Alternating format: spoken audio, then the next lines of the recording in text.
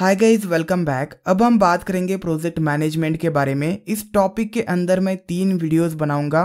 First video में हम बात करेंगे वाटरफॉल मॉडल के बारे में, सेकंड वीडियो में हम बात करेंगे अजाइल मॉडल के बारे में, एंड थर्ड वीडियो में हम waterfall model and agile model को कंपेयर करेंगे, डिफ्रेंशिएट करेंगे। मुझे आपको अजाइल मेथोडोलॉजी के बारे में डिटेल में बताना था। अजाइल क्या है, अजाइल के कौन से फ्रेमवर्क्स है, स्क्रम क्या होता है, स्प्रिंट क्या है, यूज़र स्टोरी क्या होती है, देन स्क्रम मास्टर कौन होता है। ये जो सारी कॉन्सेप्ट्स हैं मुझे आपको डिटेल में बतानी है। सो सेकेंड वीडियो सबसे इम्पॉर्टेंट वीडियो है, इससे आपको बहुत सारी नॉलेज मिलेगी। लेकिन इस करंट वीडियो में हम बात करेंगे वाटरफॉल मॉडल के बारे में। सो फर्स्ट हम बात करेंगे what is SDLC and waterfall model. Then हम बात करेंगे what are disadvantages of waterfall model, and इन डिसएडवांटेजेस की वजह से हमें अजाइल मॉडल की ज़रूरत होती है। एंड देन हम बात करेंगे कि वाटरफॉल मॉडल कब यूज़ करना चाहिए, what is the ideal situation for it. First बात करते हैं what is SDLC। SDLC stands for software development life cycle and it is a structured process that represents the steps involved in the development of software। Software development करने के लिए जो steps हैं उनको represent करने का काम SDLC करता है। These steps includes planning, development, testing of software and deployment। There are lots of SDLCs available. Mostly used are waterfall model। This is actually a traditional model जो पहले बहुत फॉलो किया जाता था and it is very straight forward.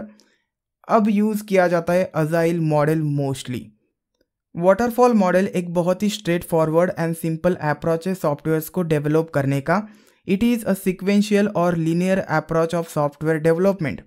इसमें हर एक phase को स्टेप्स को लीनियरली और सिक्वेंशियली फॉलो किया जाता है। सबसे फर्स्ट स्टेप है requirements gathering. Clients and stakeholder से रिक्वायरमेंट्स को गैदर किया जाता है। According to the requirements design और प्लानिंग होती है। देन प्लानिंग होने के बाद एक्चुअल इम्प्लीमेंटेशन स्टार्ट होता है, अल्सो कॉल्ड एज डेवलपमेंट। पूरा डेवलपमेंट होने के बाद टेस्टिंग स्टार्ट होता है। Testing is also called as verification. After successful testing deployment किया जाता है into the production environment, and then future में मेंटेनेंस किया जाता है। अगर कोई बग आता है तो उस बग को फिक्स किया जाता है इन फ्यूचर। सो ये लाइफ साइकिल है इन वाटरफॉल मॉडल। अब यहाँ पे एक रूल है, and the rule is before moving to the next step, पहला स्टेप कंप्लीट होना चाहिए। सो डिज़ाइन करने से पहले, प्लानिंग करने से पहले सारी रिक्वायरमेंट्स गैदर करनी होगी। After completion of this step, उसके बाद ही आप नेक्स्ट स्टेप को जा सकते हैं। देन डिज़ाइन और प्लानिंग होने के बाद इम्प्लीमेंटेशन होगा। जब तक पूरा इम्प्लीमेंटेशन, पूरे प्रोजेक्ट का इम्प्लीमेंटेशन और डेवलपमेंट एंड नहीं होता है तब तक टेस्टिंग स्टार्ट नहीं होगी। अगर आप इम्प्लीमेंटेशन स्टेप पे हैं तो आप बैकवर्ड नहीं जा सकते। This is not allowed. So this is one of the drawback of waterfall model. So waterfall model के लिए आपको 2 पॉइंट्स याद रखने हैं। First one is it is sequential approach of software development, and second one is each phase must be completed before moving on to the next, and there is usually no going back to a previous phase. आप previous phase पे नहीं जा सकते। Next step पे आप तभी जाएंगे जब करंट स्टेप कंप्लीट हो। अब बात करते हैं ड्रॉबैक्स के बारे में। First drawback is sequential nature and limited flexibility.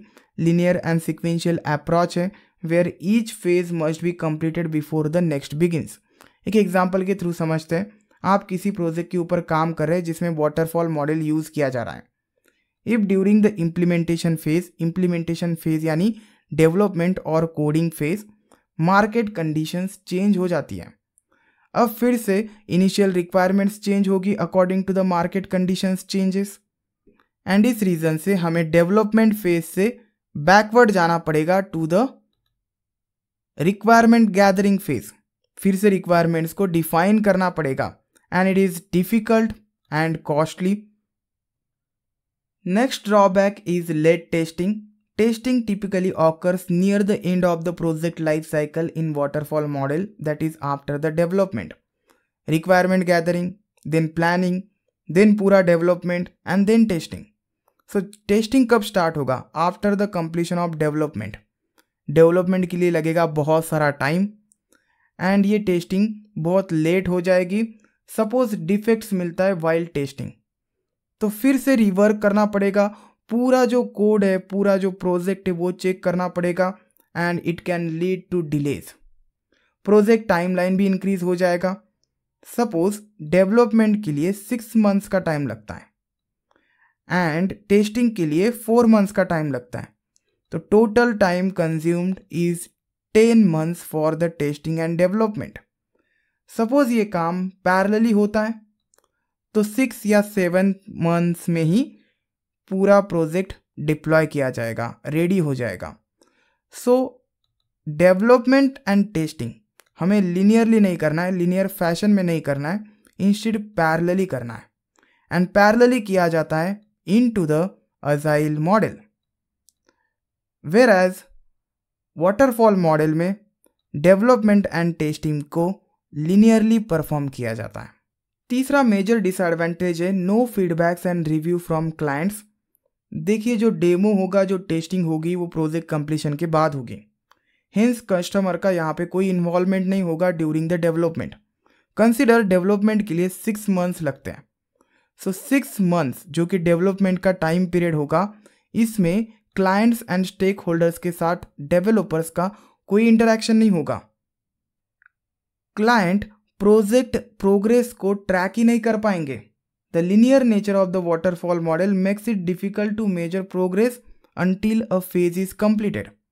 अगर टाइम टू टाइम रिव्यूज़ होते हैं, डेमोज होते हैं, फीडबैक्स मिल जाएंगे क्लाइंट्स एंड स्टेक होल्डर से, तो प्रोजेक्ट की क्वालिटी भी इंक्रीज हो जाएगी।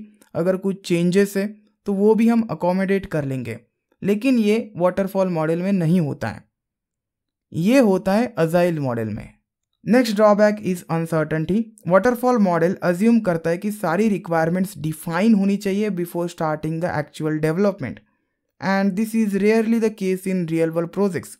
Real world projects large projects होते हैं, takes almost 1 to 2 year or 6 months for the development. Over the time requirement change हो सकती है और सारी की सारी requirements at the very initial stage put करना और डिफाइन करना it is very difficult.